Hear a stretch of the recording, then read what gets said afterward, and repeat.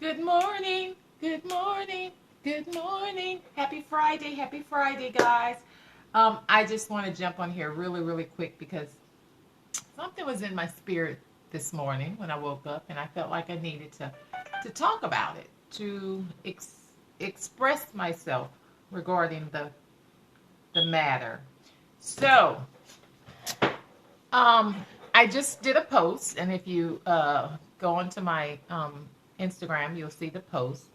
And basically, it was just me saying that begging is something I do not do.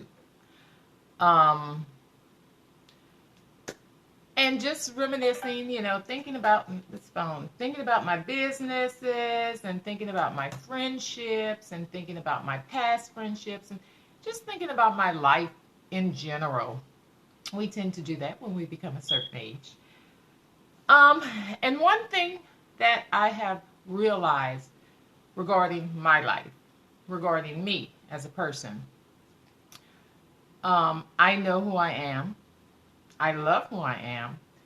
And I am grateful as to who I have become. And the reason I say that is because throughout my life, I can remember so vividly, all the way from elementary to junior high to high school, outside of college, beyond college, in adulthood, whatever the situation was, there has always been someone in my life who has rejected me. Now, I'm not saying they rejected me on something that I did. They rejected me on their thoughts and perceptions about me. Many of them not even knowing me as a person, not even shaking my hand and saying, "Hey, so and so, I'm this person, and nice to meet you." These were all preconceived thoughts about me. I've had people bully me in elementary because I had long hair. I would, walk the halls, and certain girls in our community would pass by and slap my ponytail. I'm like, what's this about? Um, Fast forward, I was in junior high. I had people not liking me because of my skin tone and my hair. Uh, then I move a little bit forward to college. I've had friends who slept with people they knew I was involved with because because I don't know. Someone told me a long time ago that, oh girl, it's college. Nobody pays attention to that. Everybody does that in college. They sleep with it. No, we don't. Everybody does not do that. I didn't do it because the people that my friends, who I called my friends in life, throughout life, their type of man was not my type of man. Point blank, period. I've always had a different perspective, a different quality preference, a difference in men from what or who they wanted to be with. I didn't like the thug guy. I didn't like the drug dealing guy. I didn't like the pill popping guy. I didn't like the womanizing guy. Those were not the types of men that I was attracted to. And I learned to not be attracted to those type of people because I grew up in a dysfunctional household. So I learned at a very young age what type of man that I did not want to be a part of my life. Now, I'm saying all that to say, um, we as people have to stop going through life hating on people or not liking people or pushing people out of your lives because of what you are thinking. Um, I've lost friendships where I was always faithful, independent. Um, there's so many words. Truthful. trustworthy. If you were my friend or are my friend today, one thing you have is a great friend within me. And I'm not bragging about that. I am just saying I am one of very few people that you can have in your life that you don't have to worry about sleeping with your husband. You don't have to worry about me trying to sleep with your man. You don't have to worry about me trying to undermine you. You don't have to worry about me telling lies about you or anything like that. But what I have come to realize is that for some reason, some of the friendships I have had within my life, I had to let go of for the simple fact was they allowed their men or their boyfriends to put something in their ear regarding me, the good friend, about whatever. Say, I'll give you a perfect example. I had a friend one time that accused me of wanting to be with her guy friend. Now, mind you, this type of guy was nowhere my type in the hemisphere, stratosphere, or any sphere. I would never be caught with this type of person, point blank, period. It just would not happen. But because some of us become so engulfed in these relationships, so insecure within ourselves or yourself, that you will allow the man that you are with to plant stuff into your head that is false. And you will run with that. You will ruin your friendships with great people that God has brought into your life because you are insecure, because you are believing something that your man, or not even your husband, just somebody you're dealing with, is telling you. I have had people, husbands, some of my friends' husbands, come on to me. Come on to me. Until this day, I have never told the ex-friend about this. Why? Because they would believe it were the other way around. They would believe that I had something to do with it. They would believe that I enticed that person. They would believe that who I am caused that to happen.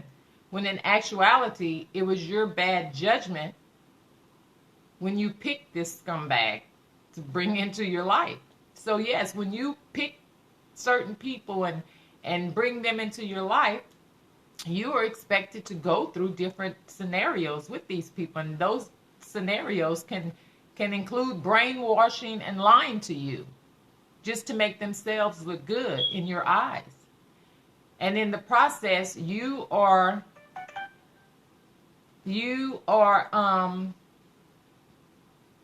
not realizing the good people who really are in your life.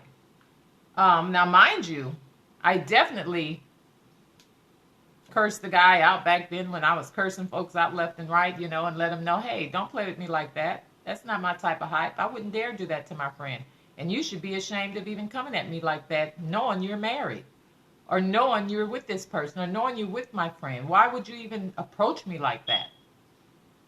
Don't step to me like that. And I had to leave it like that, because there are so many people, so many women in this world will accuse you of turning her husband on or coming after her husband or her boyfriend, when in fact it's the other way around. Some people you just can't tell things to. You have to deal with them yourself and move on, just to maintain the friendship. I've lost friends. I've had friends that wouldn't even invite me to functions. I've had friends that disinvited me to functions. I've had friends who didn't want me around their husbands because I was always the single girl. Well, I wasn't always single. I was with my children's father for 16 years. But after that, I became the single girl, and I've always been the single girl, woman. And the insecurities within those people, within those fake friendships, allowed them to think the worst about the best. Yes, and I'm going to say that. They thought the worst about the best. And I feel like that came from a lot of insecurities. It came from jealousy. It came from envy. And I've always just been the type of person, I'm just who I am. I am who I am. I can't change who God made me. God made me to be a beautiful person. Yes, I turn heads when I walk in the room. Yes, I take care of myself. But beneath all of that, I am a mother. I am loving. I am trustworthy. I am confident. I've had people that I used to work with, women that I used to work with, when we finally